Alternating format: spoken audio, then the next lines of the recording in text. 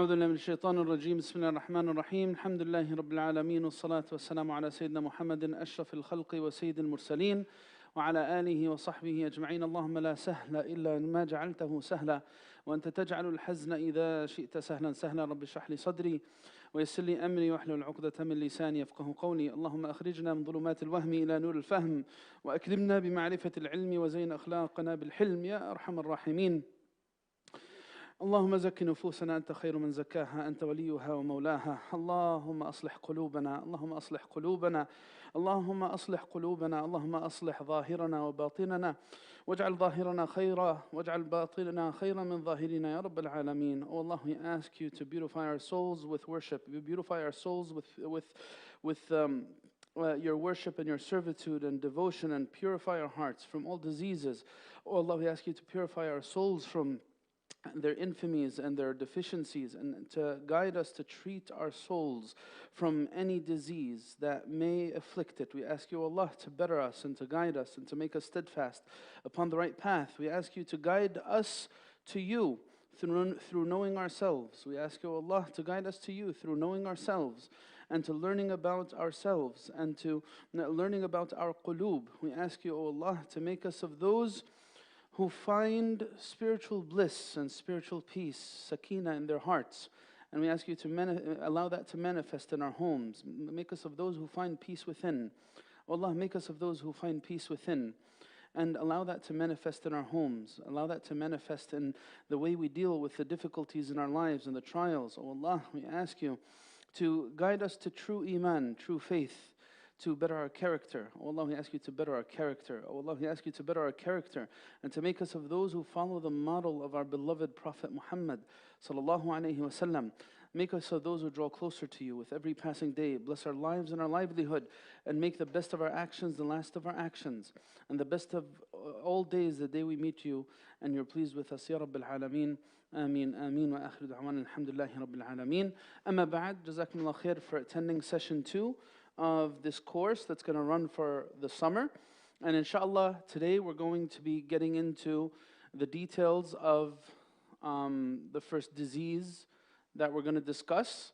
As I said last time, this is a course, so I'm hoping through this experience that we'll be able to broaden our horizons in a number of regards. We don't want to make this just like a set of motivational talks that inspire us and it ends at that.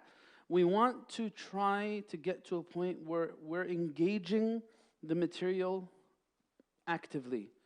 You know, often when you attend a khutbah class, you find yourself as a passive participant, where you're just listening and then you move on.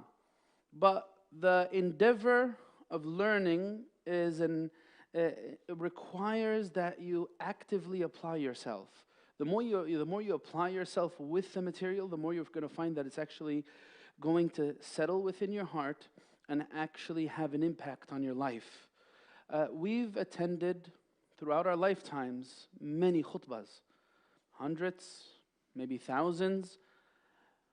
But the reality is, the khutbah is supposed to provide a certain function, a general direction, sort of spiritual revival for you on a weekly basis. Same thing, a general lecture in the masjid. But what we're hoping to find is that I begin to pursue a path, invest myself in learning my deen in a way that's going to really change the way I look at life, and really going to change the way I look at my relationship with Allah Azza wa Jal. That's the whole purpose of this course. And in doing that, we have a few books. We're not going to read through these books from cover to cover, but we're going to pick parts of them. And today is going to be a good sample of how we're going to proceed. I picked a few of the sections, not in order, from this book, that we're going to be using just to give general reflections through this book. Right? Because it is very concise, abridged. It speaks about a lot of different things. Some of them are quite subtle, but it gives you a dose. That's what it gives you. So it's not going to take much of our class time. What we have on the screen here is the PowerPoint That's going to be the portion of the talk where I'm going to be going over, giving you an overview of the subject through the PowerPoint, simplifying it, clarifying the most critical issues, and then through the other resources, this one again, we said it's a very colorful book. I think you'll find it interesting, useful in many regards. We're going to perhaps read a few pages from here and read some pages from here. And through all of this together, we're going to develop a perspective on today's topic addressed through different lenses. That's what you'll find through the PowerPoint and these 3 books. So inshallah, I hope it's a successful and a unique experience and a fulfilling one for you. And today I chose one of those foundational things. There's no way that you could talk about spirituality without talking about ikhlas. And the opposite of ikhlas, or I'd rather say those, the disease that removes any sense of ikhlas from within the heart of an individual is called ash-shirk al-asghar, the lesser idolatry, riya. That's something that removes ikhlas from its core, from a person's heart. So inshallah, through today's session, we're going to be discussing this.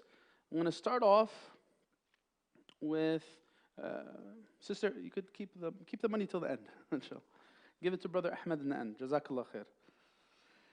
Barakallah feekum. So we're going to start off with taking a quick look at this book here, and then I'm going to get into the slide. The slide's going to go over the definitions, some hadith, some symptoms, some motives that lead to riya, ostentation. What are some of the signs and examples of someone who is driven by other than devotion to Allah Azza wa Jal? What are the signs? How can I begin to heal from this?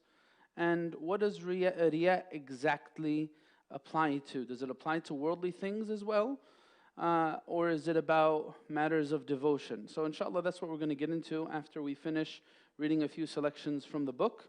If you could please open this book, and I'm just going to ask the sister who volunteered to read if you could put the headset on. If you could turn to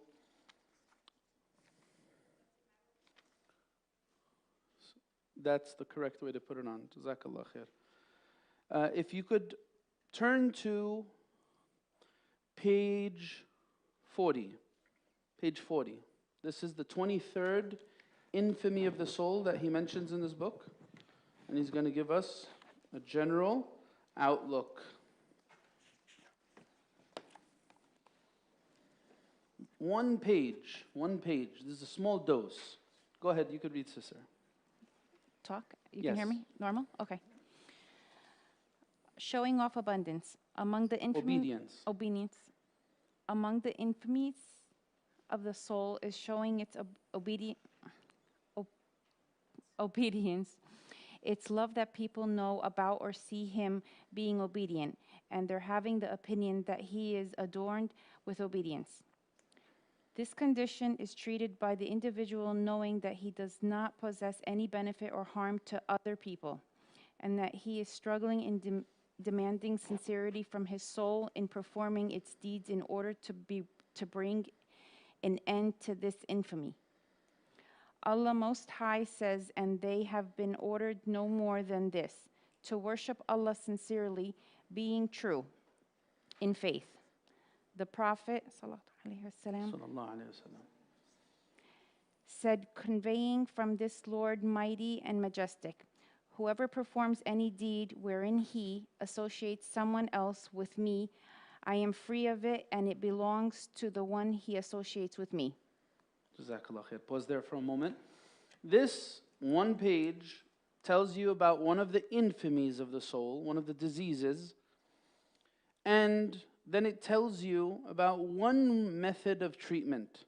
So the disease is, it's love that people know about or see him being obedient, and they're having the opinion that he is adorned with obedience. So you see, riya, the reason why riya, ostentation, showing off, is such a fatal disease of the heart, is because the heart's turning to someone other than Allah. That's the primary reason. And the Quran addresses this in many ayat. One of the ayat is the one he mentioned here. وَمَا أُمِرُوا is an ayah that probably many of you have memorized. It's Juz' Amma. What's the rest of it? وَمَا أُمِرُوا إِلَّا لِيَعْبُدُوا اللَّهَ مُخْلِصِينَ لَهُ الدِّينَ حُنَفَاءَ. They've been ordered to do nothing but worship Allah Azza wa Jal with ikhlas, right?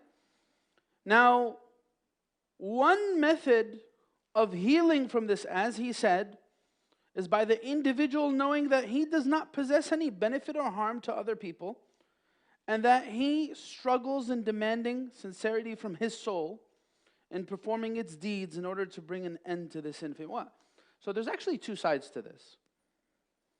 One side is I need to realize that the only way I am capable of doing goodness is by Allah subhanahu wa ta'ala enabling me to do it. Not having this self-aggrandizing attitude to worship, that I am somehow such a great person, and that I'm the one who benefits and harm. No, I don't benefit and harm anybody. Neither do people benefit or harm me, except if Allah wants it to happen. Now that's what the Quran says. The Quran actually presents the other side of this. إِنَّ الَّذِينَ تَدْعُونَ مِن دُونِ اللَّهِ عِبَادٌ أَمْثَالُكُمْ فَادْعُوهُمْ فَلْيَسْتَجِيبُوا لَكُمْ إِن كُنتُمْ صَادِقِينَ. This verse is telling us about one of the scenes of the Day of Judgment. What is it saying? The idols are going to be brought. The people who worship those idols are going to be brought too. Allah subhanahu wa ta'ala, it's going to be told to these individuals, those who you call upon other than Allah are just as needy as you. Right now, you call them. See if they're going to answer you right now. See if they're going to come to your refuge when you need it most. Now, do any of us worship idols? I don't think so. But does this apply to other forms of association with Allah? Absolutely.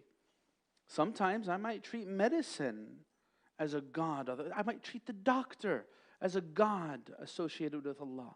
It could happen that in my mind, I see that the power of the medicine as strong as the power of Allah Azza wa Jal, right? Or I could seek to please others at that same level that I seek to please Allah. And that's another form of association with Allah subhanahu wa ta'ala. So that's one method of healing. We're going to get into details. Of course, this is just a general overview. First page. Whoever performs any deed wherein he associates someone else with me, I'm free of it. Allah subhanahu wa ta'ala says, I don't need to be a partner with anybody. You want someone else through your actions? Go ahead, go get your reward from them. That's that's one of the main infamies of the soul. Now, if we go to another page, page 26. Can you read that for us too? Page 26.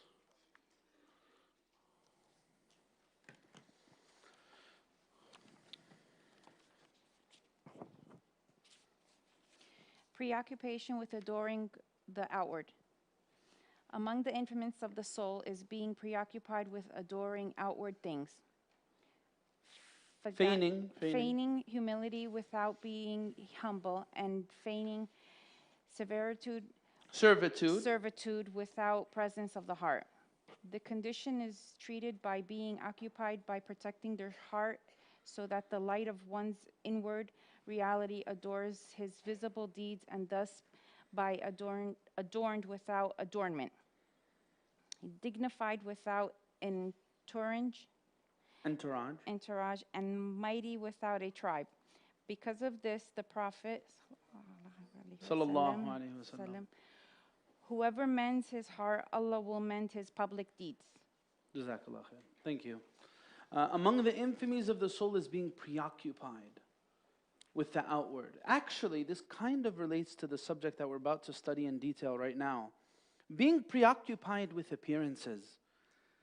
It's one thing to have a heart of devotion. It's another thing to look the part. And in fact, looking the part is, here, where's Ahmed? Ahmed, or Shuaib. Take the books in the back. If anyone wants them, they can take them from the back. Jazakumullah khair. If anyone wants to be in a true state of devotion, let them realize devotion is not about appearances. Now, of course, are appearances significant to a certain extent? The answer is yes. Appearances can be significant and impactful. However, Islam teaches us, don't exhaust yourself about looking the part. Don't exhaust yourself about that, because that will it's very peripheral. Islam teaches us not to be an ummah of madahir.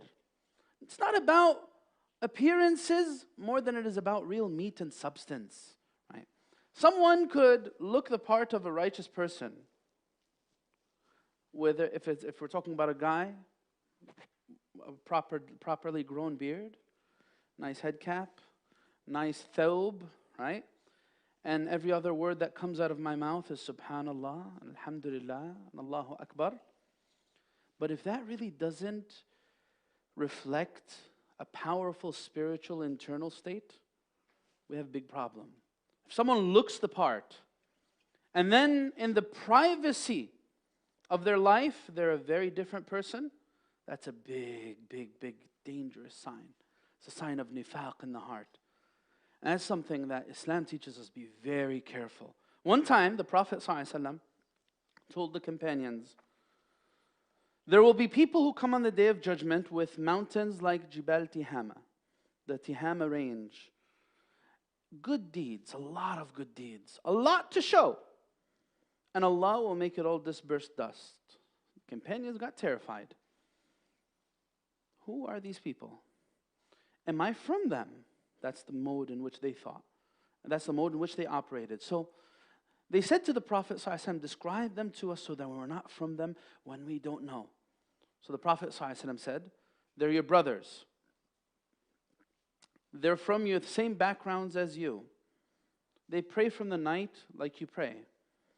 But there are people who, when they are isolated with the boundaries of Allah Azza wa Jal, they breach those boundaries without any regard. The Prophet ﷺ described that these people will not find those good deeds on the Day of Judgment. That's how critical this subject of ostentation, showing off, riya, the lesser idolatry, that's why it's so critical. Because it has that profound an impact on a person's status in this dunya and the akhirah. So Islam's teaching us through this that yes, it's very possible that someone might look one way, but their status by Allah Azza wa Jal is very different. Now, of course, this is not meant to generalize. It doesn't mean that everyone who looks the part is doing it for all the wrong reasons. You know one of the Salaf? Look at this. One of the Salaf, he was denied Qiyamul Layl for 6 months. Again, our righteous predecessors, they had a very spiritual sense. They were enamored with searching for greater meaning in life. That's what they were enamored with. Deep reflection.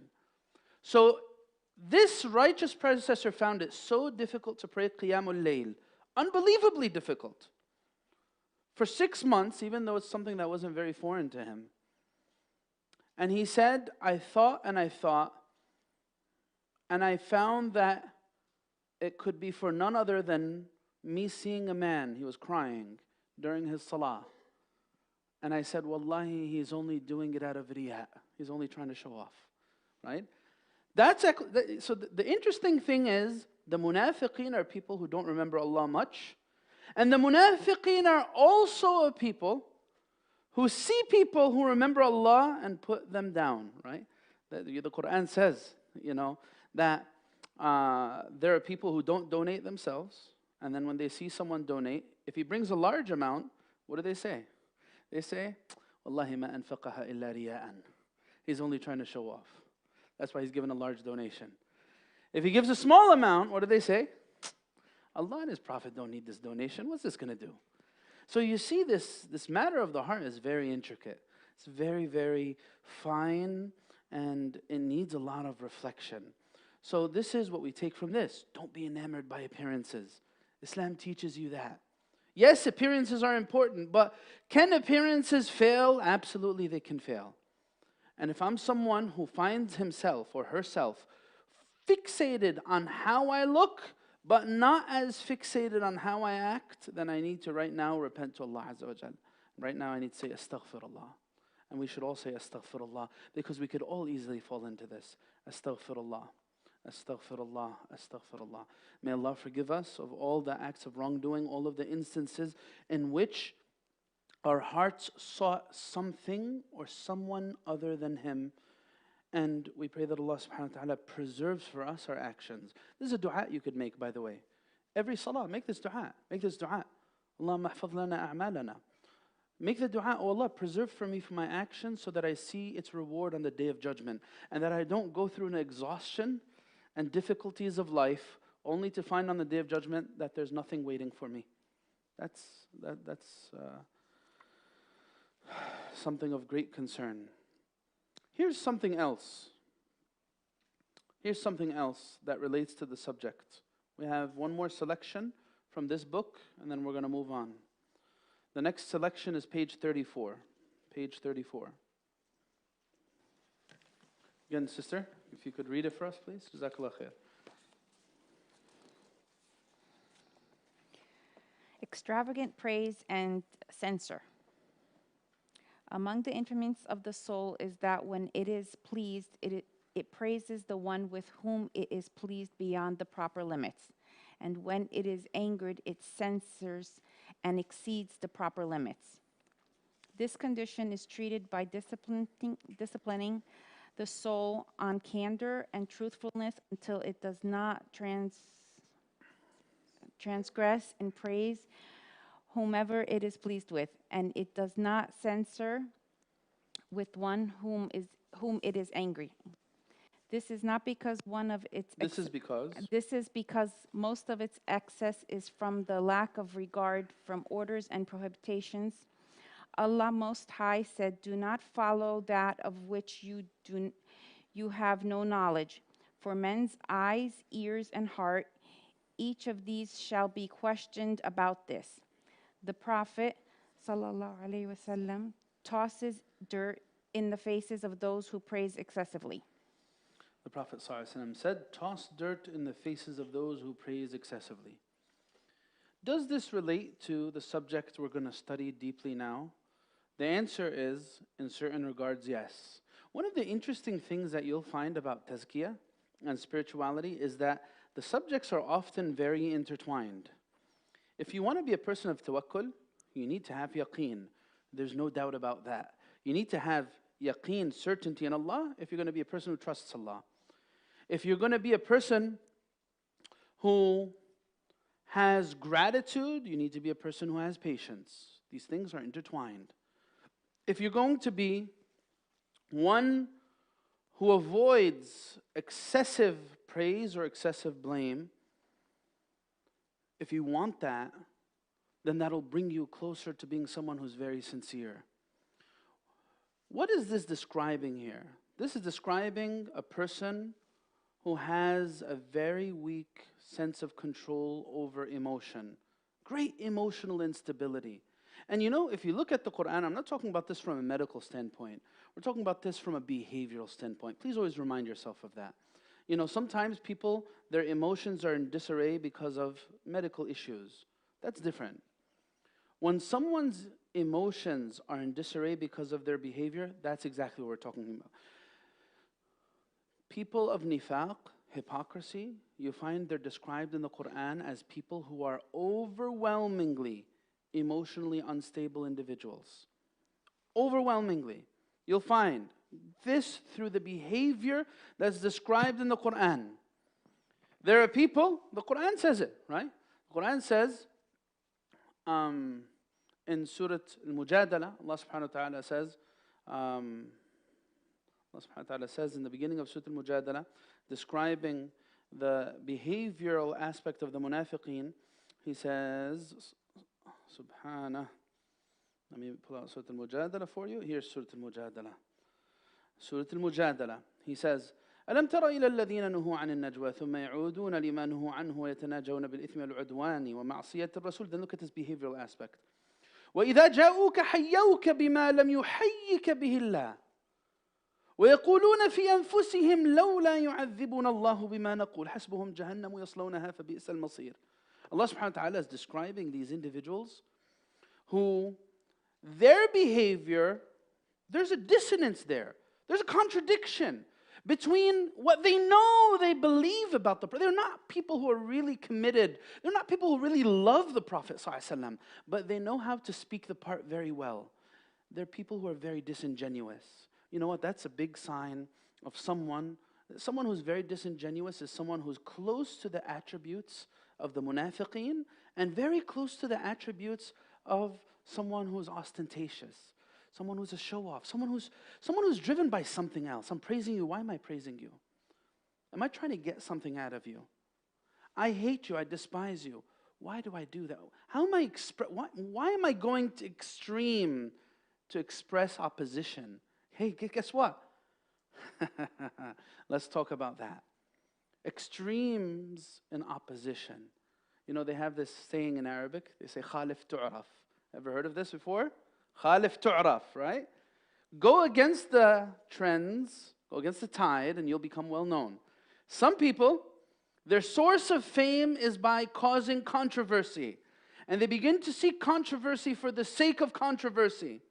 Not because they're really seeking truth, but because they want to show that they have a level of awareness. They want to attract attention to themselves. Is that riyah? Is that a form of ostentation? When I just trigger controversy and cause a ruckus because I want to be in the limelight. It's a very disgusting characteristic, very disgusting human characteristic, but it's very common. And it relates to this. So this instability, you know, it relates to other things too. You know, we know that our deen teaches us, hey, you know what? When you love someone, love them in due measure. أحبب حبيبك هونا ما. Because you don't know what's going to become of this relationship eventually. You don't know. In due measure. Take it easy. Don't be extreme with your emotions. The worst thing you could do is to choose to become an extreme person with their emotions. One good favor to me, I'm going to raise you up to the seventh heaven. Cross the line with me once, I'm going to bury you in the farthest pits of hell. I'm going to bury you in the ground. A'udhu billah. A'udhu billah. Extreme approaches in these regards are something that we should not do. Same thing with if you dislike a person. Do that in due measure. You never know. Maybe you might find something in this person that you like and you'll have a change of heart. This is the third reflection from this book. Let's put this book to the side. Jazakumullah khair. Barakallah feekum, sister. Can you bring that back up here if you don't mind? Thank you so much. All right. Look at the slide now. Look at the slide. Ostentation. The lesser idolatry. Why is it called the shirk al-asghar? Why is it called the shirk al-asghar? It's called the shirk al-asghar because it mimics shirk in a certain regard, actual association with Allah, actual polytheism. It mimics it in a regard. But the one who does this is still a Muslim. It's the lesser idolatry because the one who falls into this, they're still Muslim. They don't leave the folds of Islam. What's its definition? This is how it's going to differentiate between Riyā is a little different than ostentation. It's a little different than ostentation. Because ostentation is not limited to the specific definition of Riyā. So you see, like in this book, he goes over ostentation on page 214, this book here. We're going to look through parts of it. When he goes over ostentation, he explains it in a general sense, the way it applies Islamically and in a worldly sense as well. He gives examples that are not relating to worship. What does Riyā mean as a definition? Here's one definition. To seek in one's servitude to Allah. To seek others in one's servitude to Allah. That's what Al-Harith al-Muhasibi he said. This is precise definition, by the way. In one's servitude, yani in matters of devotion.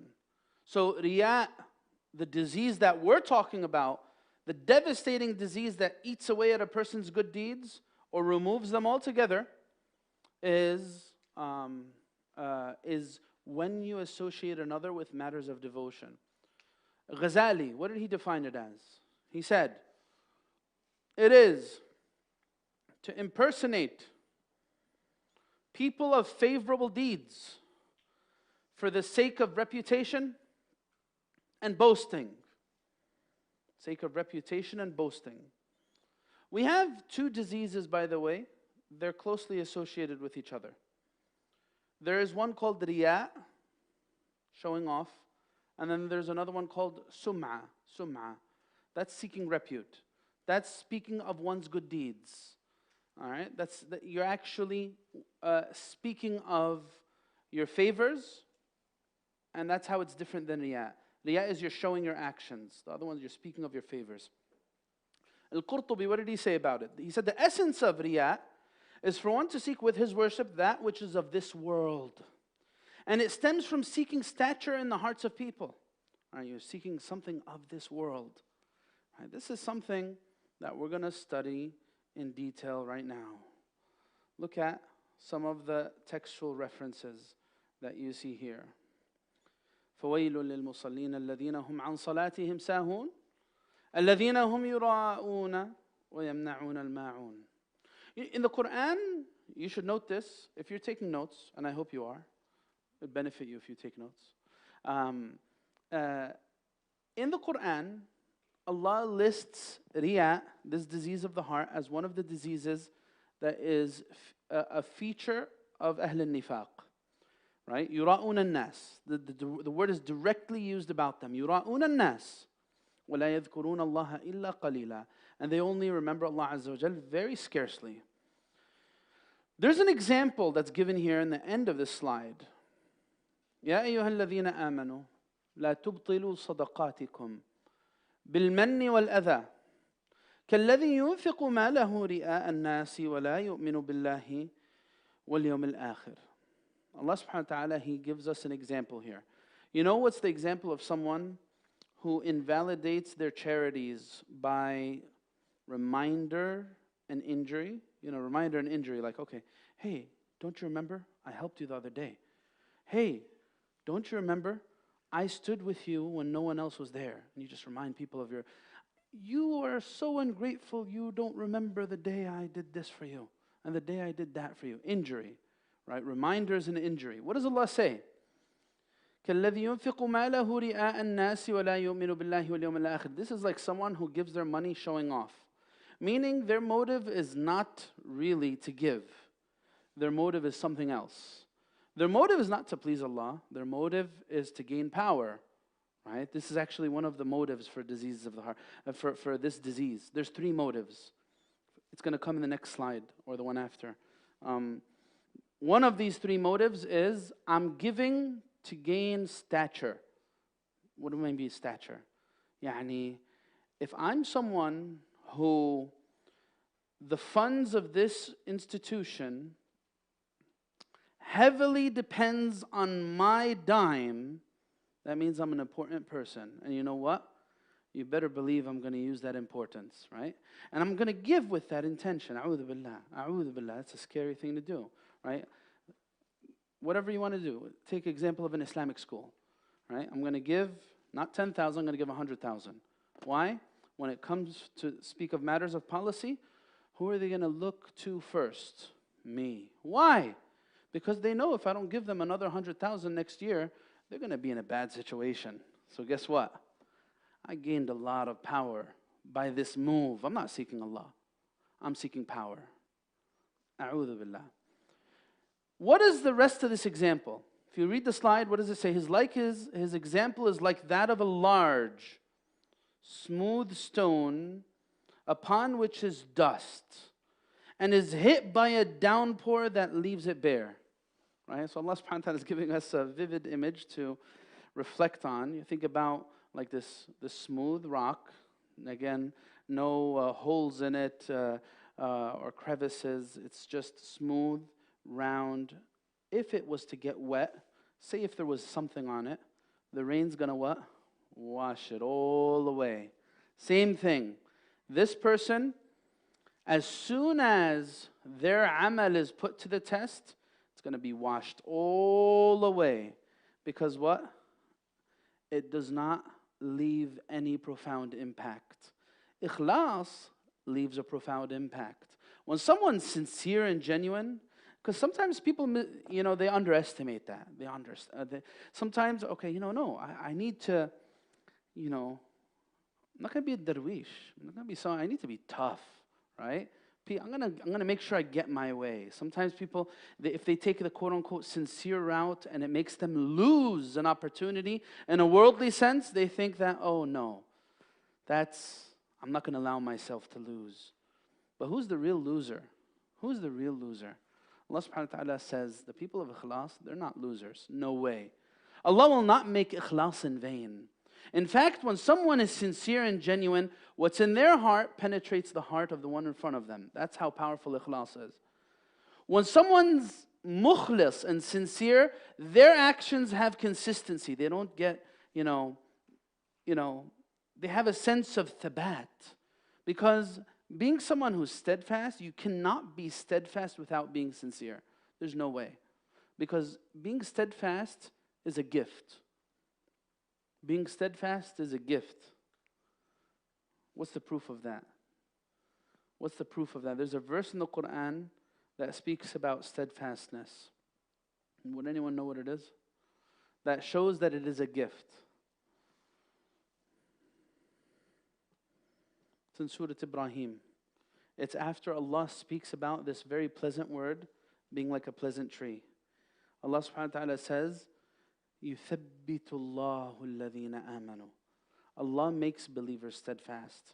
So if you were able to, actually this is a sign of sincerity. How do I know if I'm mukhlis? I won't know now. But if I'm able to endure a lot of things in my life, ups and downs, and I keep on being, everyone needs redirection, right? This thing comes my way and throws me off, but I come back. Something else comes and it throws me off, but I come back. Something else comes and it throws me off, but I come back. And I keep on picking myself up after I fall down. If you do that consistently, that's a sign of ikhlas. That's why they say it's a gift. If someone's actually able to leave this dunya enduring patiently, then that's a beautiful sign for their state of the state of their hearts. Right? So that's what we get from this example. Let's go to the next slide. Let's cover some ground. The first three cast into hell. How many of you have heard this hadith before? How many of you heard this hadith before? A few of you? This is a hadith narrated by Abu Hurairah. Abu Hurairah, when he narrated this hadith, radiallahu anhu, this hadith would terrify him. It's actually reported that, one time when he narrated this hadith, it terrified him so much that it caused him to faint. Because again, these are things that are very noble. How could someone go from being so high in this life to being so low in the afterlife? That's how powerful sincerity is. That's how dangerous riyā is. That's what it could do. It could make the most noble individuals in this dunya bankrupt in their akhirah. And that's why he was scared of this. The Prophet ﷺ, he said, أَوَّلُ مَن تُسَعَّرُ بِهِمُ النَّارُ يَوْمَ الْقِيَامَةِ ثَلَاثَةً. The first people cast into hellfire on the Day of Judgment are three individuals. I want you to think with me here. Who are these three individuals? So, one of them says scholar. Another one says qari'. There's various narrations of the hadith. Alim or qari', right? And there's mujahid. And then there is munfiq, a donor. These are three individuals. Why do you think these people, why does the Prophet ﷺ say that the first people to be cast into hellfire on the Day of Judgment? Why do you think that is?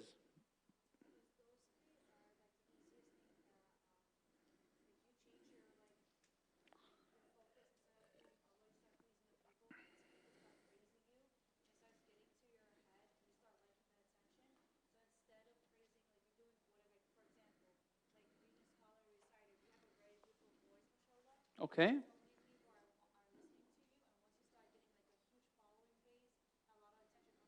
But why the first person? All right, so she's saying because you're being so praised so many times, you get a huge followership, and so on and so forth. Why the first person? Why is this person's like someone else might do riyat too, right? Like why a scholar? Why a mujahid?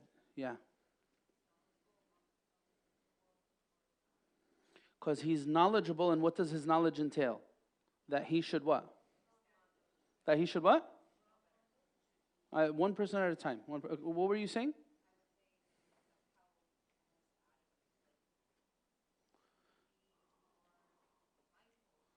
Yeah, he should be more mindful, meaning he should know better, right? He should know, he's a role model, so he should know better, right? So someone who knows and still chooses to do the wrong thing, that person, there's another example that, there's another hadith that gives us the same idea. That says 3 individuals will not be spoken to on the Day of Judgment. One of them is Malikun Kadhab, a king who's a liar, right? And another one is Shaykhun Zanin, an elderly person who commits fornication. And then the third one is A'ilun Mustakbir. Who are the 3 individuals, right? Someone, a king who lies, right? Second one is who? Shaykh, an elderly person who fornicates. The third person is A'ilun Mustakbir. What does that mean? Someone who's fully dependent, yet he's still arrogant. Why do you think that these 3 individuals are singled out like this? Because these individuals don't need to operate like that. They should know better. Based on their life circumstance, this Malik has all the power in the world. Who's gonna punish the king? But yet he still lies. That shows that he is khasisun nafs. He's just someone who's, someone who's of lowly behavior, because he doesn't need to lie, right? Someone usually needs to lie when they need to get themselves out of a tough situation. They're going to get punished. They're going to get, they're going to fall into a problem, right? Same thing with someone who is elderly, someone who went through the most difficult stages of life in terms of their the vibrancy of their youth and the attraction, the lustful attractions, and they didn't act on it, and they got to old age and they're going to act on it. Why on earth would you do that? And then the third person, Allah gave this person every reason to be humble, yet he's still arrogant. What on earth? Like, why on earth are you arrogant when Allah humbled you through every single avenue in your life? It shows, and the scholar, right? The Quran also speaks in this language, Surah Al-Hujurat, right? When Sayyidina Abu Bakr and Umar did something, what? The Quran was very severe. Don't raise your voice in the presence of the Prophet. If you do that, it'll invalidate your deeds. When it came to those other individuals who came to the Prophet ﷺ as he was sleeping, and he said, "Oh Muhammad, come out to us, because you don't want to hear our praise, you don't want to hear our blame, and you definitely want our praise." Like, who on earth are you? How could you dare speak to the Prophet? They were Bedouin Arabs. They said, "Ya Muhammad, ukhruj ilayna, فَإِنَّ مَدْحَنَا لَزَيْنٌ وَذَمَّنَا لَشَيْنٌ." Right?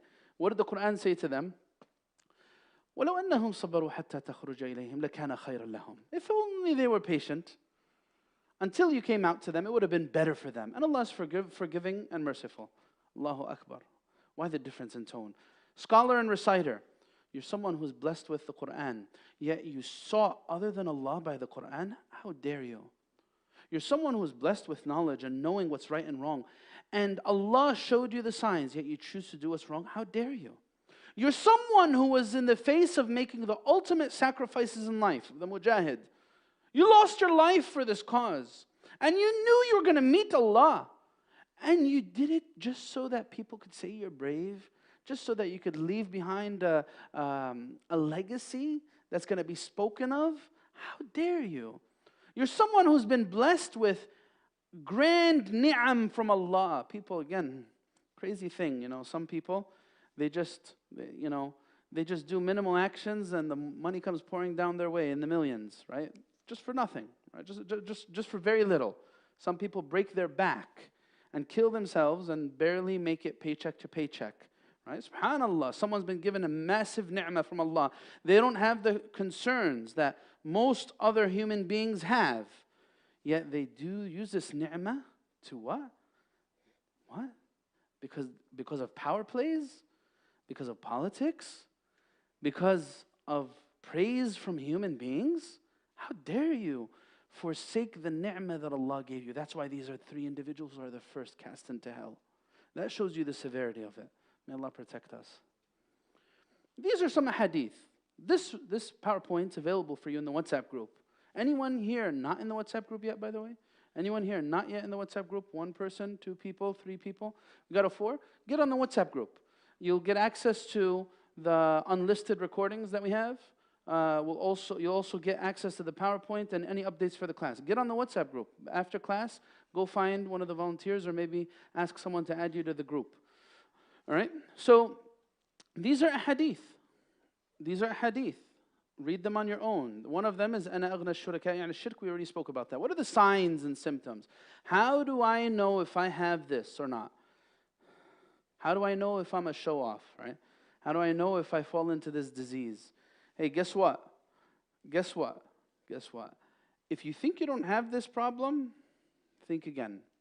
It's a problem. It's a very, very subtle thing. You know, one of the hadiths of the Prophet ﷺ, he said, he speaks of how subtle this disease is. It's very, very, very, very subtle. You know, it's more subtle than a black ant on a stone in a dark night. You know, so that's the hadith of the Prophet ﷺ. The hadith says that it is more subtle than that. Imagine that, seeing a very tiny ant in the darkness of the night under some rock. You're not going to find it, right? That shows you how subtle this is. What's examples? We're going to give real life to this when we go over the examples. Inshallah, it's going to come. What are the signs? Laziness and servitude when it's done privately, and energy when around others. Now, of course, these are signs. It doesn't automatically mean that I'm this, right? But it's a sign. I need to be careful. How am I doing my salah when I'm alone? Maybe perhaps I'm barely making it on time. Maybe perhaps I'm leaving it to the last 3 minutes. But when I'm around other people, I'm the first one to say, let's pray right now, right? Why? I need to ask myself this question. Why am I operating like this? Laziness and servitude when it's done in private, right? I don't have the opportunity to be praised by anybody, so guess what? I don't have the energy to do it anymore. On the flip side of this, we have one of the companions of the Prophet ﷺ. He came to the Prophet ﷺ, and this is a hadith of Hanzala, right? He came to the Prophet ﷺ. He came to Abu Bakr first, and he said, I'm a munafiq. Why? He said, because when I'm by the Prophet, I feel like I have so much energy. But then when I go home, I get distracted with my family, with my properties, and with my worldly affairs, and I forget. So then Abu Bakr said, you know what, I'm a munafiq too. That means I feel the same way. Right? Look how innocent the companions are. So they went to the Prophet ﷺ and they explained to him. The Prophet ﷺ told them, if you were like this all the time, then guess what? Angels would be greeting you in the markets and in your homes, but you're not angels. Hour after hour. So what? Laziness is a sign. It's not necessarily clear-cut proof. But I should be scared if whenever someone else is around, I automatically have a jolt of energy to do something that I know I don't do in my privacy. This should scare me. If I'm someone who never has any private actions, it should scare me. Actually, one of the cures for riyā is the private actions. We'll get to it, inshallah. Increasing efforts when praised and decreasing them otherwise. That's a sign, again, it's a sign that when I'm motivated, I'm going to do more. If I'm not, and I'm not encouraged by people, then what? You know what? I don't want to do this at all. And this is an important thing for anyone who works in a community or volunteers or does something, right? I'm going to do a good act, and when I don't feel like it's received well, what? How am I going to react? How am I going to react? When I do acts of goodness and I don't get a positive reaction in return, am I looking for it to be reciprocated? It's not unreasonable for wanting to be appreciated. That's true. It's not unreasonable for wanting to be appreciated. But when the make it or break it for me is praise, meaning that if Shaykh Fulan doesn't mention that I just donated $5,000 and $10,000, guess what? I'm never going to donate to this masjid ever again. What am I doing it for? I need to ask myself, what's really making me donate? If that's my attitude towards it, then I should be afraid. I should be afraid. You know, there's an interesting thing. You know, Imam Shafi'i, He was one of the great luminaries of our past, one of the great luminaries. And he said something very profound, because he came to Egypt towards the end of his life. Egypt, past the last 4 years of his life, he came to Egypt, no one knew who he was. And then, once they heard him start speaking, everyone spread like wildfire. Everyone started knowing who Imam Shafi'i was, and they wanted to come seek him. And he said something very profound. He said, I wish that Allah subhanahu wa ta'ala would allow my knowledge to spread the far east and the far west, and no one knows for a moment that I'm the one who said it. I wish. This was his wish. This was his wish. It shows you how sincere he was. And that's why Allah subhanahu wa ta'ala put so much barakah in his efforts. Getting especially angry when a particular person sees your flaws, or getting especially happy when he sees your good deeds, right? When I know that I use the most unbecoming words, I know that when I'm in the privacy of my friends, I say very vulgar, profane things, awful things. But as soon as I accidentally say it in front of person X, Y, or Z who I respect, it devastates me. Why is this a sign of riyat? Why? Because, why? Why is it a sign of riyat? Why is it a sign of riyat? Why do you think? You know it's wrong, but then what? And on top of that, what? Who have you been saying it in front of this whole time?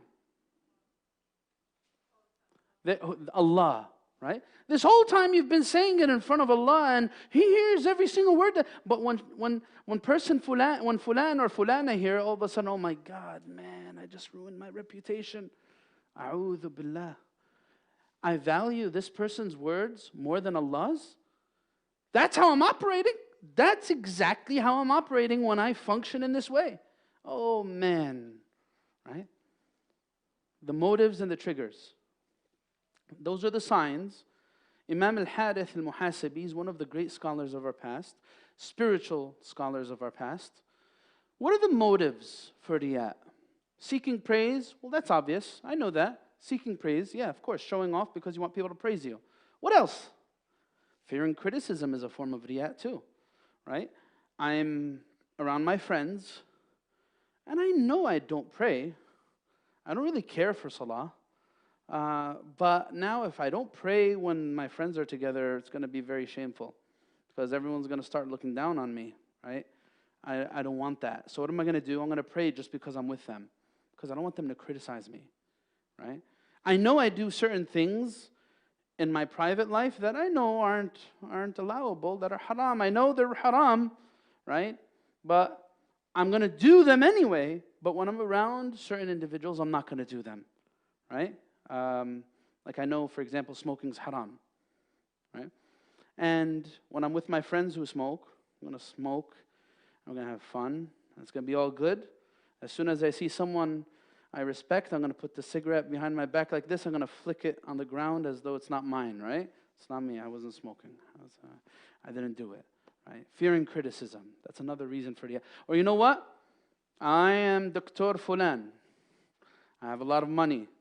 I'm at a fundraising dinner, and I know if I give $1,000, I'm going to be criticized. You know, well, he's a doctor, and he's only giving $1,000. Man, everyone else gave more. He's supposed to give more, right? So I'm afraid of being criticized because what? For me, giving $1,000 is shameful. So I'm going to give 5. I'm going to give 10. Why? I don't want to be criticized.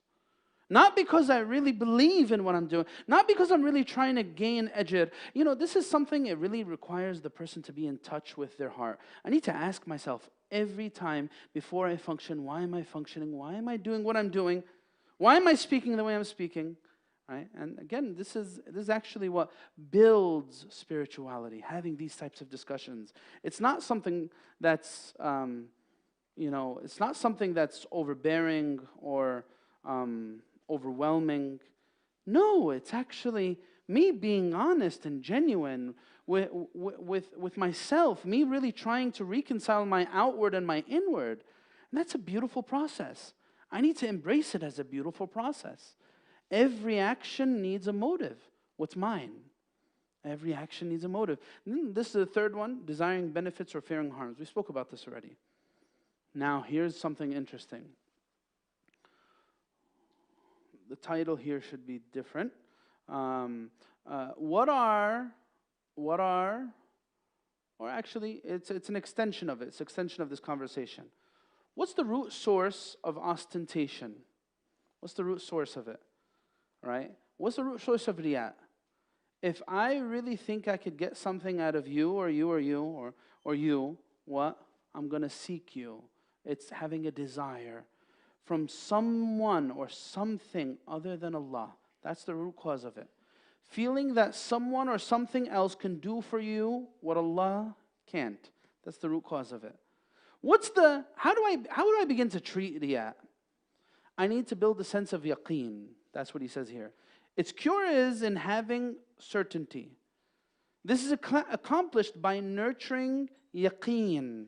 That only Allah can help, only Allah can harm. And this is accomplished by nurturing yaqeen within me. That's how I'm going to be able to overcome this. When I know that an-nafi' ad-dar is Allah Azza wa Jal, I won't seek others. And that's why, to demolish the creed of Christianity, Allah subhanahu wa ta'ala, what does He say? Allah subhanahu wa ta'ala says, كَانَ يَأْكُلْ عَنِ الطَّعَامِ about Sayyidina Isa and Sayyidina Maryam. What did He say about them? They're dependent, they're needy. They're needy. How on earth could you seek out someone who is just as needy as you? They would eat just like you eat. And if they eat, they're going to need to relieve themselves. They're dependent. So in order for me to begin to heal, I need to do some spiritual cognitive behavioral therapy and say, hey, you know what? I need to re-envision these things. Are these people really going to be there when I'm utterly in need and all doors are closed? This person could hardly catch up with their own needs. How on earth can I give them the status of Allah Azza wa Jalla as benefiting or harming me? And again, this doesn't apply to just trying to seek praise from people. It applies to a lot of things. Am I giving my job the status of Allah? What does it mean to give your job? What does that even mean to you when I say that? What does it mean to you?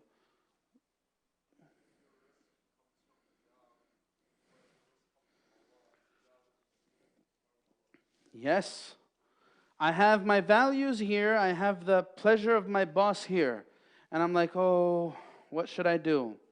You know what? I need the pleasure of my boss. I'm going to throw my values aside. I'm going to run after this individual, hoping that I'll continue to have this provider because he is Razzaq.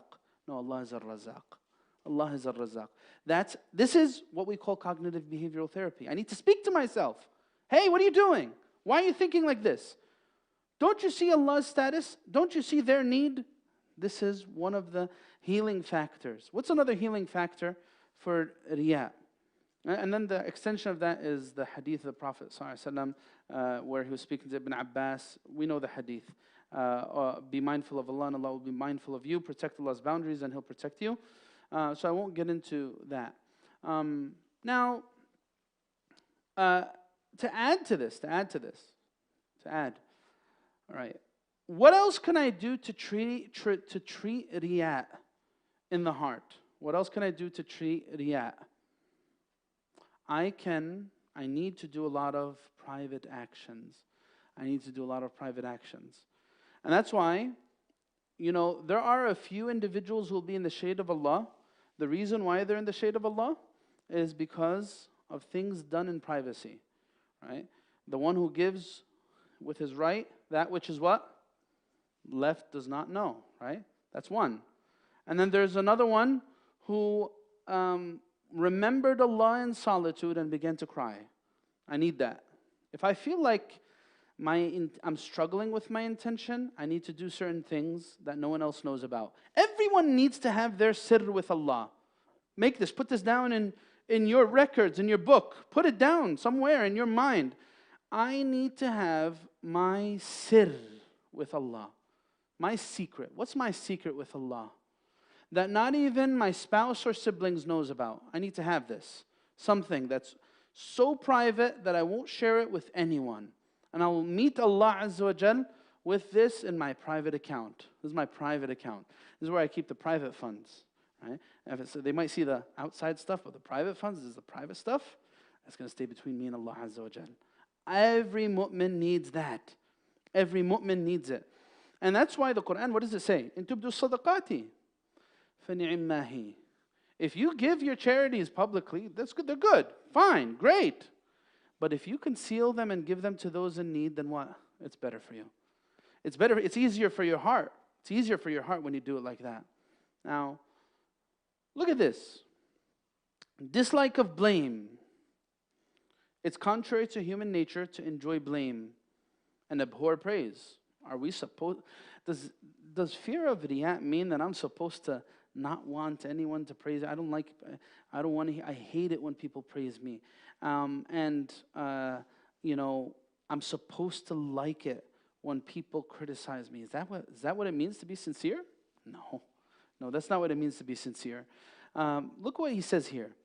The believer may be pleased when Allah exposes some of His good deeds to others, while he aspired to keep them hidden. He's pleased due to Allah's favor by hiding His flaws and disclosing His good deeds, not out of desiring their praise. Rather, he hopes it to be an indication of Allah's protection on the Day of Judgment. Look, there's a hadith. It says, the Prophet ﷺ was asked about someone who does something sincerely for Allah, but then people praise him for it. What did the Prophet ﷺ say? Tilka ajilu bushra al-mu'min. That is the early glad tidings of the believer. That's not something that you should be averse to or dislike. I did it for Allah. I did it for the right reason. And then people praise me after that for it. That's fine. That's fine. Now, there's something here that we need to be very thoughtful about here. Riyat relates to worship, right? Riyat relates to worship, right? As a technical definition or as a destructive disease. Now, what about when it relates to worldly things?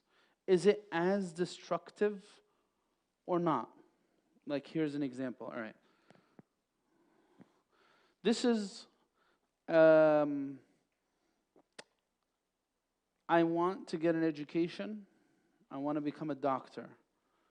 Why? Because I want to be respected in my community.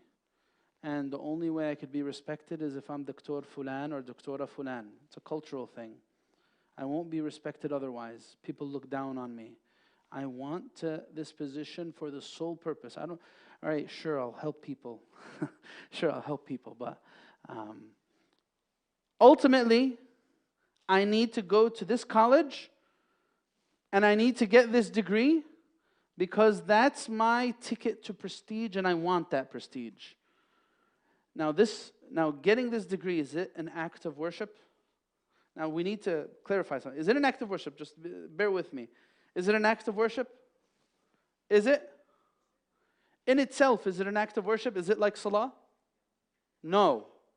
It's not an act of worship, right? It's a worldly thing. Can it become an act of worship? Yes, can become an act of worship.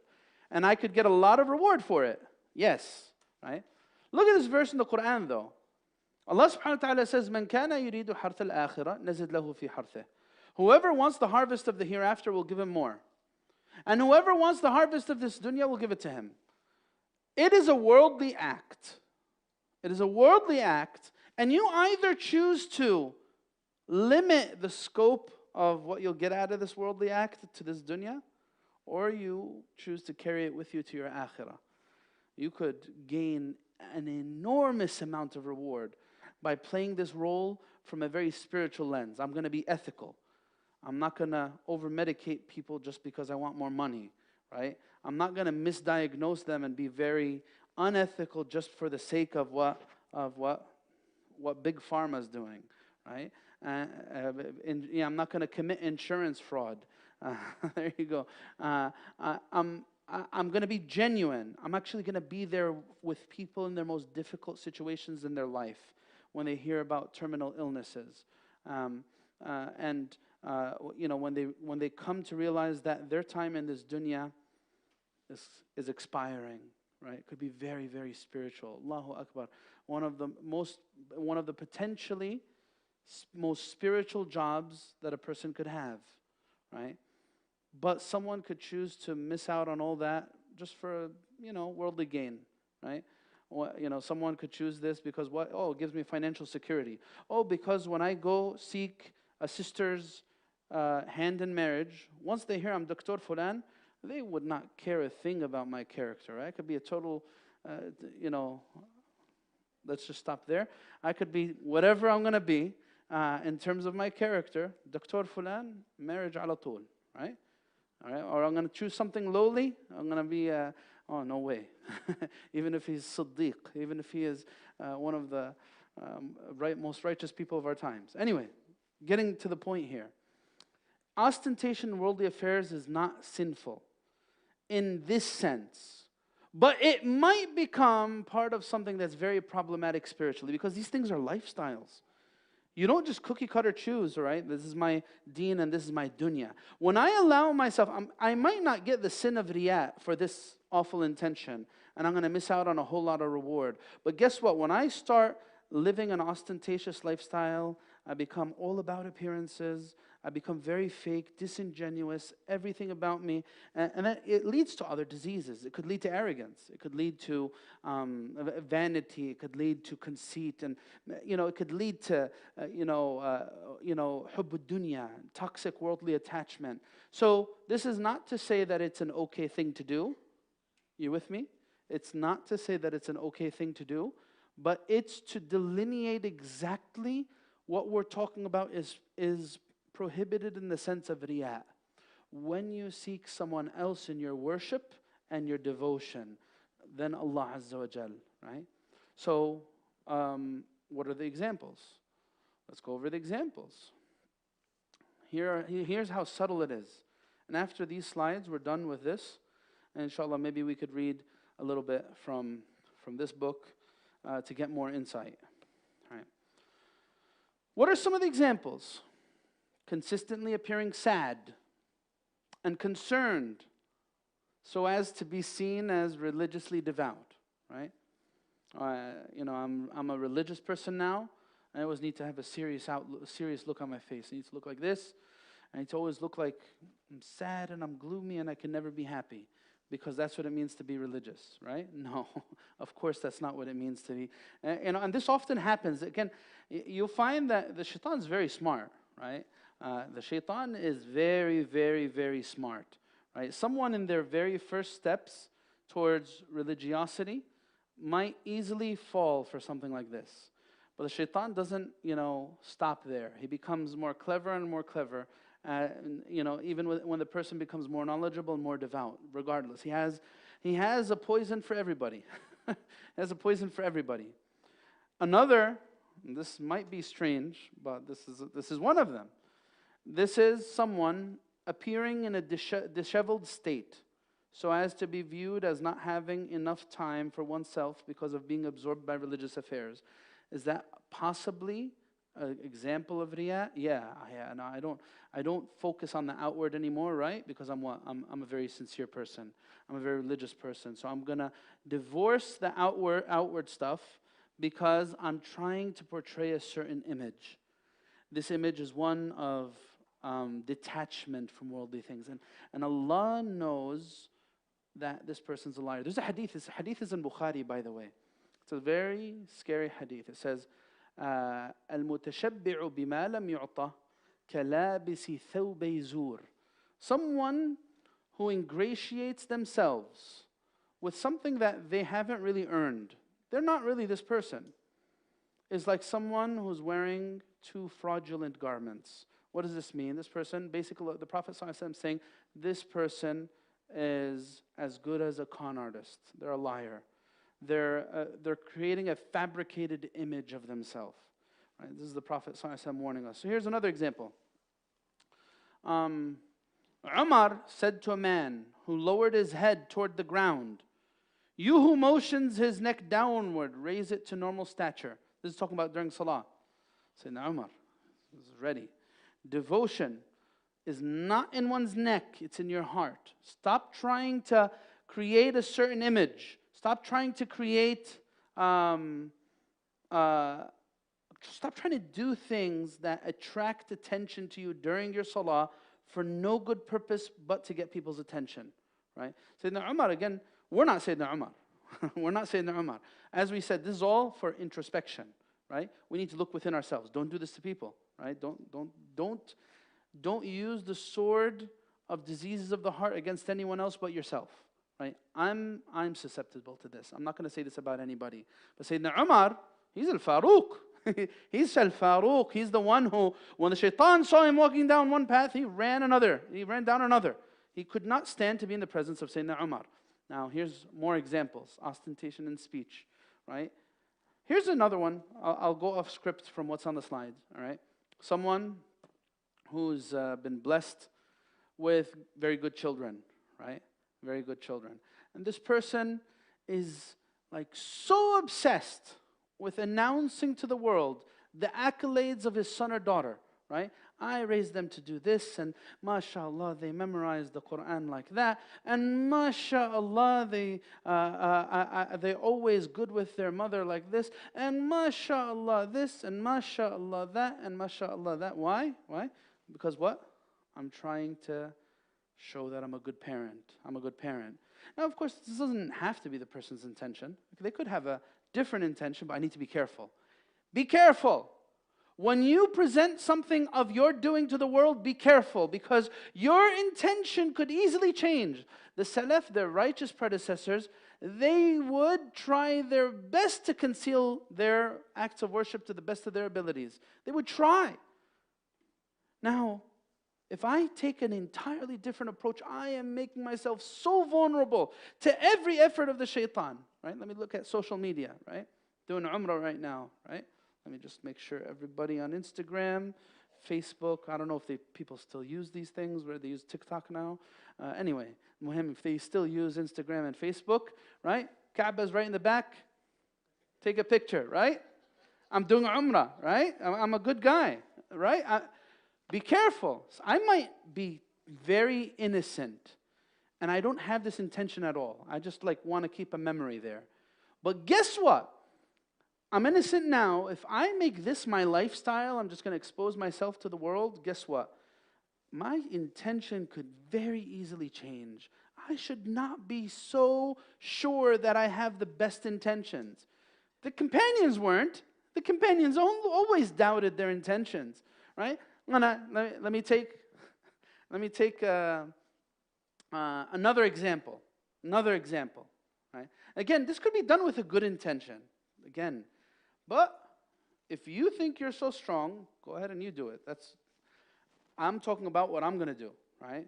Not me as me. I'm talking about in a metaphorical sense, but introspectively. That's what I'm trying to focus on. Going with a charity organization, going to help some needy people, right? I'm going to give them some donations, right? I'm going to be very keen on taking a picture with the poor people. Why? Because that's going to show me in a certain light, right? Sometimes there might be a good intention behind it. I want to attract attention to this cause. Can I do this perhaps in another way without always keeping myself right? This could become it's become an obsession, right? A fixation, selfies, making sure that I am associated with certain behaviors. If you were to look at your phone, you could go to your photos. I'm not telling you to announce this right now, but you could go to your photos and see how many selfies do I have. Right? How often am I operating in this way?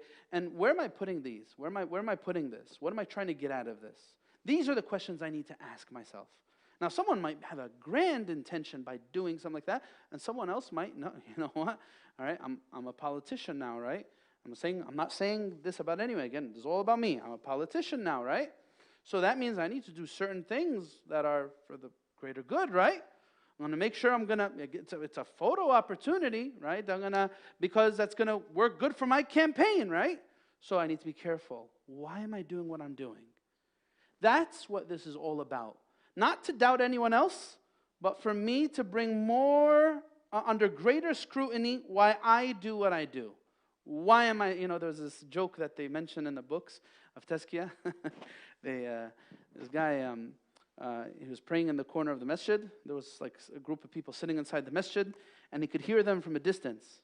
They were talking about him because he was taking really long in his salah, and he was like very focused and everything like that. And they're saying, MashaAllah, that brother, and this and that, MashaAllah, look how he's praying and this. He finished the salah, and he came to them, and he was like, oh, by the way, I'm fasting too. The shaitan, talbis iblis, right? The shaitan made him so impressed with his deeds and so infatuated what these people are saying. He's like, you know what? Yeah, guess what? You guys don't know this, but hey, I'm actually fasting, and I do it every Monday and Thursday. Yep, and I do the 3 white days too. Yep, alhamdulillah, mashallah. Why do you need to tell them that?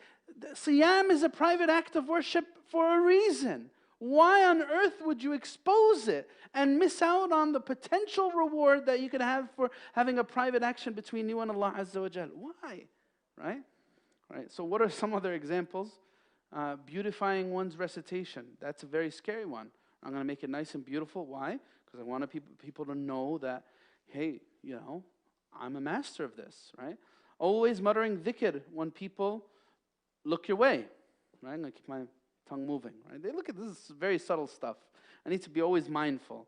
Whoever sought knowledge to impress the scholars or debate the ignorant is in hellfire. This book, one of the examples it gives when you read it, is like it's like someone who he's like studying or she's studying, and they found this like rare piece of information that most people probably don't know about. And they see it, oh man, yes, I found something. I'm going to record this. Why? Because I know when I'm with my friends, I'm going to share this, and they're all going to be like, they're going to know, hey, they're going to know who's the authority in the room. They're going to know who's the that's me, right? Next time I'm in a debate, I'm going to show them who is more knowledgeable. The Prophet ﷺ said in the hadith, whoever seeks knowledge to impress others or to argue with others, then Allah subhanahu wa ta'ala will put them in hellfire. That's another example of it. And there's many examples. I'm going to stop with the PowerPoint at that. There's a few more slides. We'll continue with them next time. I don't know if you guys know. Let's see if anyone put anything. Do you guys know about the Slido? You guys know about it? It's in the group? It's in the group, right? All right. Is there any questions yet? All right. Okay. I just opened the Slido. There's one question here. All right. You could take the opportunity, put your questions in the Slido, and if you want to ask them directly, you can too. Like I said, we want to read through parts of all 3 of these. The section in this book that you should read is from page 214. 214. Goes on from 214 all the way until 233. Sorry, not 233. 214 to 225. Right? It's 11 pages. Very, very good stuff. Signs and symptoms. Again, Quranic evidences, treatments of the disease, and even in the very beginning, look at what he does for you. This is very nice. Hey guys, stay, don't please keep it silent.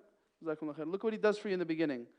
He gives you a list. He lists out all of these things very clearly for you. Very easy to follow along. So I would get this book if I was you. It would help you in a great deal. You want to ask a question?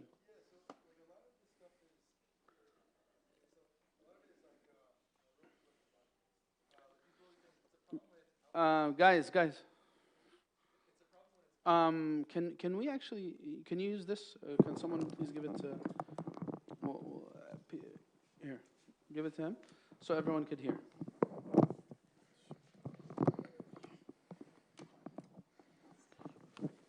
The question was that, like a lot of these, is this better?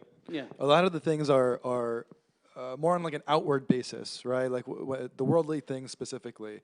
But I mean, if it's inward, concealed, and private, does that take away? The intention changes significantly, right? Or like, what are your thoughts on the outward versus inward and hiding stuff versus showing it, specifically on worldly things?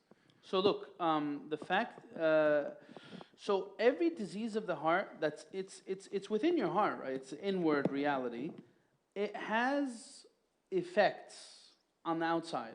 It changes behavior. Like someone who's arrogant, what are the signs of arrogance? These signs, are they concrete evidence? They're not, right? But they're signs. They're indicators that, hey, something's not right in this way. The way this person's operating is telling that this person is inside is not where it should be, right? So, like about your question, of course, like when we're talking about public or private, when you're in the privacy of your room, your home, no one else is there to see, that is the best place to have sincerity. Of course, that's where you cultivate sincerity, because there's no one there, there's no motive. Basically, what's the point of me knowing the motives behind Riyah? This is what fuels it. This is what fuels it.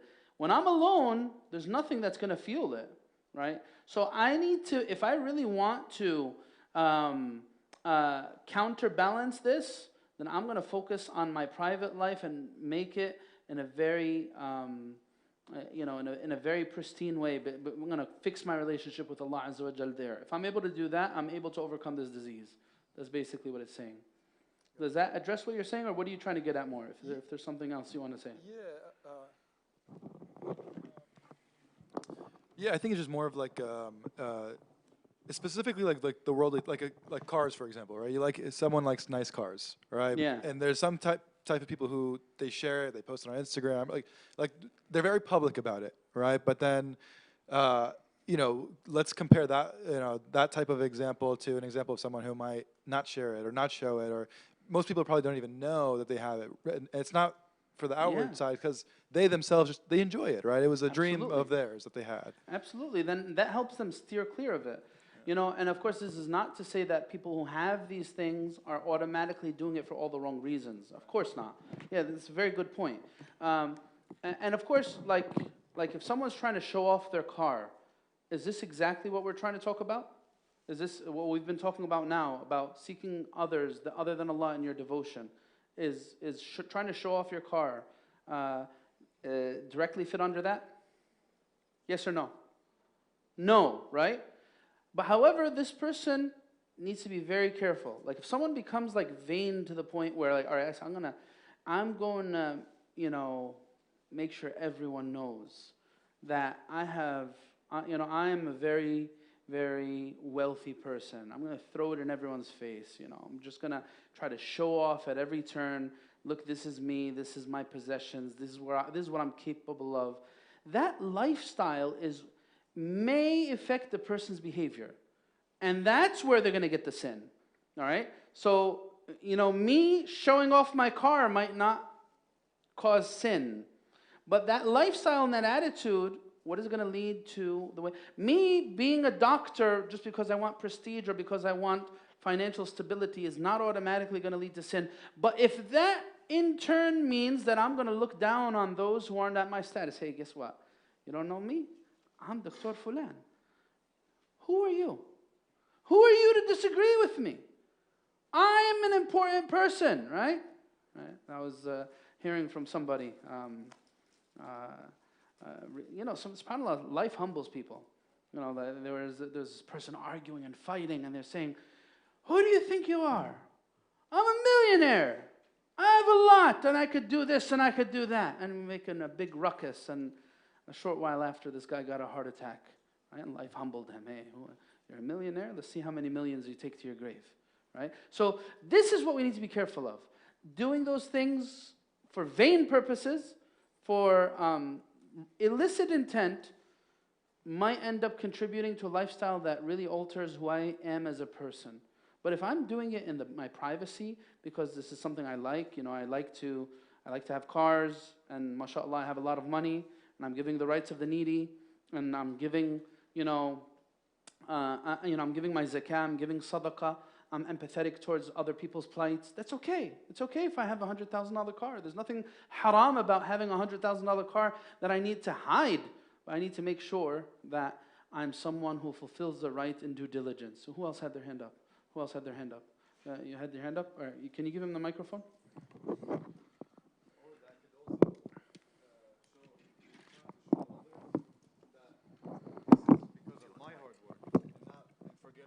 Oh yeah, that's another disease. Like it could be. That's what happened to Qarun, right?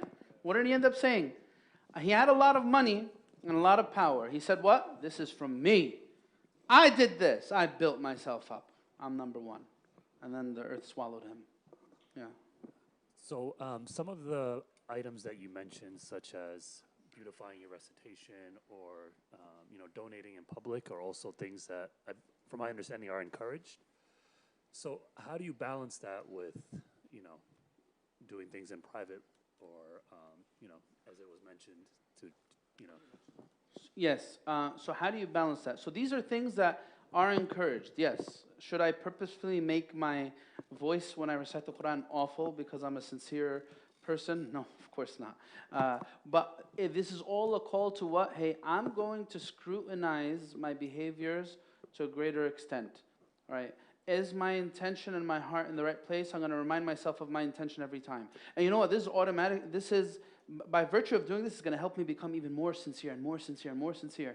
That when I actually beautify that recitation, it's with an intention that's present in my mind. I'm trying to inspire others. I'm trying to allow the beauty of the Quran to penetrate their hearts. I'm trying to do this. And I'm going to remind myself of that. And I'm going to be very wary because when people start praising me, oh, mashallah, Shaykh Fulan, mashallah, brother Fulan, I need to be careful. What is this causing inside me? Is this, because sometimes my nafs is tricky. I might not realize my true intent at first sight. I might be tricking myself into thinking I'm doing it for the right reason, but if I look further and look closely, I might be doing it for the wrong reason. So that's really what it's a call to. Scrutinize your actions. That's what you should do. Scrutinize your action, not anyone else's. Your actions. Allah alam. There was a sister. Let's take from the sister side. Go ahead. You don't need it? Go ahead.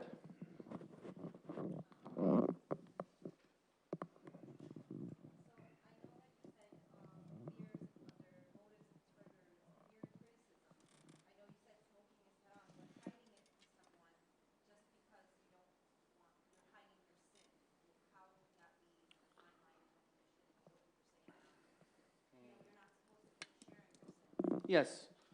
Yes. So here the thing is, now you're going to be pressed up against the wall.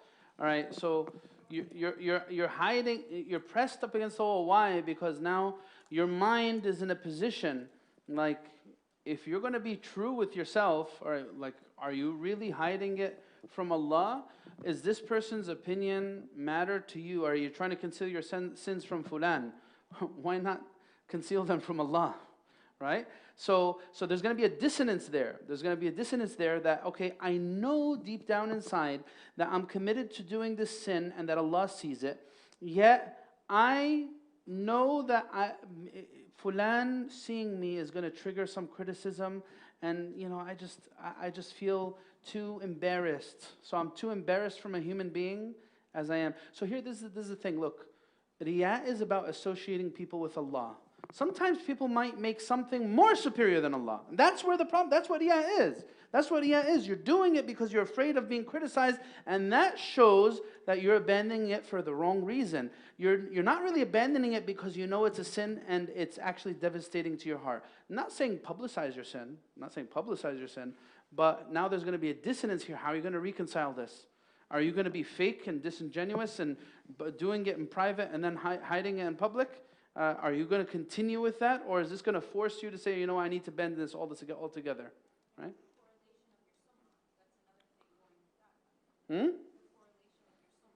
Sum'ah? So the only way that you'll truly be able to reconcile it is if this motivates you to abandon it altogether, right? That's the only way you're going to be reconciled. There's going to be this dissonance here. Now, what is causing it? What's causing it? This is, again, you know, it's when you are doing an act of worship, it's even more evident, right? Like, so here, the one example they give in the books is this, the prayer one. They say if someone is motivated to pray because others around him are praying and they know they don't really pray and they don't want to pray, they just don't want to be criticized for not praying, this act is not going to be, they're not going to get reward for it. Why? Because their only motive to pray is because they're afraid to be criticized. That means they fully fit the definition. They are doing an act of worship, namely salah, for someone other than Allah, namely those around them. For what reason? Because they don't want to be criticized by those individuals. So when you're doing, it's even more evident of an example. You get it? Because you did the act of worship. So this person, they said this, they won't be rewarded to begin with. Sometimes when you have riyah, it removes the reward altogether. Sometimes it diminishes the reward. When does it diminish the reward? When you initially saw Allah by it, but then your intention gets altered. Right? So I guess maybe with the smoking example, I get what you're saying. But when it comes to this person abandoning the smoking, of course they're not going to be rewarded for that at all because they abandoned it for the fear of criticism. And as soon as people turn their backs, they're going to go back to it. They won't be rewarded for it. But there still is this dissonance in this person's mind. They've made someone at the level of Allah. Hey, you realize what you just did? Now, if you are doing this because you're buckling out of weakness and your heart anguishes with pain and regret, I wish I could stop this, I'm addicted, I need help, then Allah knows your intention. But if you're doing this out of pure nifaq, you're trying to make it seem as though you're a good person, but Allah knows what you actually do, this is where it's a big problem. Depends on your state of mind. This is where it's going to make a big effect. Wallahu alam. You know. Is that clear for you, or you have a follow-up? Okay. Who else has a question? Well, there's a question here. There's a few questions here, actually. MashaAllah, there's a lot of questions here. What if you have double intentions? Like you want to do something for the intention of good deeds, but at the same time for worldly reasons. It's okay to have those if they're good worldly reasons. Like, what do you mean? Like for let's take for the example of the doctor. He wants to be respected, but at the same time he really wants to serve others and he really wants to seek Allah. That's fine. That's you're going to be rewarded if you're seeking Allah. If you seeking Allah is the greater aspect of your motivation. How can you give advice to someone that appears to be showing off?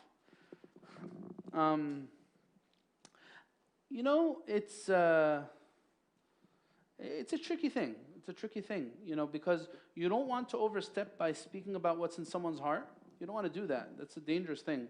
For you to say this person's showing off, hey, stop showing off, when you really don't know. You really don't know. But maybe perhaps if you're a mentor or an advisor or a close friend of someone, you can advise them to increase their private actions. When you start tasting the sweetness, when you're doing things in private, it might actually give you an alternative. Because basically, when you do it in front of others, it suffices a certain craving that you have. When you start doing it in private and you really seek Allah Azza wa Jal, you're going to find that there's something else that will even suffice your spiritual craving more. And it'll start changing. So I really think that advise them to do more private acts. Every time, make it a habit. Every time I feel like I question my intention, I don't know why I did this, I have some doubts about how sincere and genuine my intention was, so what am I going to do? I'm going to go do something in private, right alongside it. That's going to help me. It is going to help me. Every time I doubt my intention in public, I'm going to do something in private. That's a good way to heal from this. Wallahu alam. All right, here's another question. I curse Allah in front of my non-Muslim friends and won't do it around other people. Should I change the circle of friends because it will stop me from cursing? The answer, yeah, of course, change them. Because again, like I said, it's going to create a dissonance. Are you really valuing other people as much as you are? Maybe you're not maybe you don't intentionally raise them to the level of Allah, but it shows that you don't really have much. Your mind's not really invested in valuing Allah. And that's the problem. That's the problem with this person who's willing to do something in private in front of other people as long as it's not certain people. That's the problem. So if I'm cursing around certain people, then hey, you know what, maybe I need to change my association and I need to develop a stronger opinion of Allah and of how valuable it is to do something good for Him. Right? What if you are reading an Islamic book and found an inspiring page and want to share it on social media? Is that considered falling in? No, doing good things, guys. Putting good things out on social media is not automatically riyā. Please don't walk away with that understanding from this class. It may be a sign, and what you should do is, hey, before you put it up, ask yourself, why are you doing it? And what are you hoping getting out of it? Renew your intention before doing it. Renewing your intention before any act is a really good practice. But don't stop doing good things because you're afraid that you're going to be doing riyā. No, don't do that. In fact, if you stop doing acts of goodness because of fear of people, because you're fearing, then it's actually as though you put them at a higher status than they should be. You shouldn't abandon doing goodness because of fear of others. No, or fear of how your nafs will react to their praise. We discussed emotional extremes as being an issue. However, how does this view stand when a person suffers from mental health issues such as bipolar disorder? It doesn't, right? A bipolar disorder is a medical issue. We were talking about behavioral issues. When we say behavioral, we mean that it's something that's in your hands. This imbalance is because you chose to do sins, because you chose to lie, because you chose to expose yourself to negativity, because you chose toxic companionship, behavioral. But medical stuff like bipolar, this is a test from Allah. And I don't doubt that Allah subhanahu wa ta'ala will reward the person who's patient with that. That's not what we're talking about when we say emotional instability. Is there value in using social media to motivate, inspire, remind, invite others to follow the deen? I can't control if others think I'm showing off. Yes, you're right. You can't control if others think you're showing off. You can't control that. Who's going to control that? Of course. No one's asking you to do that. Again, we're all calling to use this to assess ourselves, our souls. Can social media be used in a good way? Look, you know what? Part of what I'm hoping that will be inspired to get out of this course is, hey, you know what? Maybe I need to invest in myself and build myself up before I find the urge and the need to put myself out there. Maybe I am focusing on the wrong thing at the wrong time, right? Yeah, sure. Me sharing like videos, like starting to give talks about whatever on social media and putting it out there so others could benefit from, yeah, great thing. But you know what would be even greater? If I invest in myself to build my foundations on solid grounds so that when I do try to benefit others, it's in a very meaningful way. There's actually a beautiful line by Ibn Ata'illah. Look what he says. He says, ادفن وجودك في أرض الخمول فما نبت مما لم يدفن لن يتم نتاجه. What does he say? He says, bury yourself in the grounds of anonymity, because that which sprouts before properly being buried, without being properly buried, is what? Its fruit is not going to be good. It's not going to be a healthy tree if it's not on solid foundations. That's what he's saying. It's not about not benefiting people. It's about realizing what's of greatest and optimum priority, right? He says, build yourself up first, then try to benefit others. Because if you put yourself out there, before you build yourself up, then what? You might benefit, but then the tree is going to come crashing down as soon as a strong enough storm hits. That's what it's talking about. Is it good or bad? Is it a good or bad sign if you frequently catch yourself in the act of doing something for the sake of something other than Allah and instantly feeling remorse? It's a good sign. It shows that your heart's in a good place. Alhamdulillah. That's good that you feel remorse for it. If you weren't, if your heart wasn't in the right place, you would have never felt remorse. So that's a good thing that you feel remorse and regret. Everyone's going to need to redirect their intentions. I need to scrutinize my actions. I need to do this, and I need to be very, very, very thoughtful about everything that's going on inside of me and outside of me. What if you do things in private, but when there are people around, you don't do it because you don't want anyone to call you a hypocrite? That's not compelling fard, that's not completing fard, is that riya? Right, look, you know, one of the things that will happen as you go along the spiritual path is that you'll reach a point where pleasing Allah is so big in your eyes that everything else wanes in its presence, right? I'm going to magnify that reality. That's what I'm going to automatically seek. Everything else, just as like, for example, the sun, when it's bright outside, right? Those stars that, you know, are in the sky, they're hidden. They're not there. The sun blocks my eyes from being able to see what's beyond it, because it's just that special. So that's hopefully what will happen. If you're trying to work on being better, what about, all right, there's, what about, can riyat lead or snowball to takabbur? Can riyat lead to takabbur? Well, you know, yes, these things are all interlocked. We'll talk about that when we get to takabbur, inshallah. He says, what about narcissistic personality disorder? It's medical, but isn't the root essentially disease of the heart? Look, certain things could become medical because of behavioral things. You know, that's possible, right? Someone, you know, perhaps was prone to developing certain mental health issues, but because of certain behaviors, they ended up getting those mental health. It was because of them. You know, it wasn't something they were born with, because they, you know, they chose a certain lifestyle that ended up having a deep impact on their mind and on their soul. So yeah, you're right. Someone who's narcissistic isn't necessarily completely absolved of all their actions, even though it is a mental health issue. And Allah subhanahu wa ta'ala is best aware of how He judges people. So you're right in saying that. And we have to make a adhan. I'll take one more question. Does anyone have any other question they'd like to ask? Any other question? What's up? Sheikh, Bismillah. Sheikh, in terms of the subtle, basically, types of riyat, even if a person, I just want to clarify, so that even if a person truly, deep in his heart, he does not want to like be a mura'i, he still could fall under that. Yeah. Naturally. It's a form of jihad.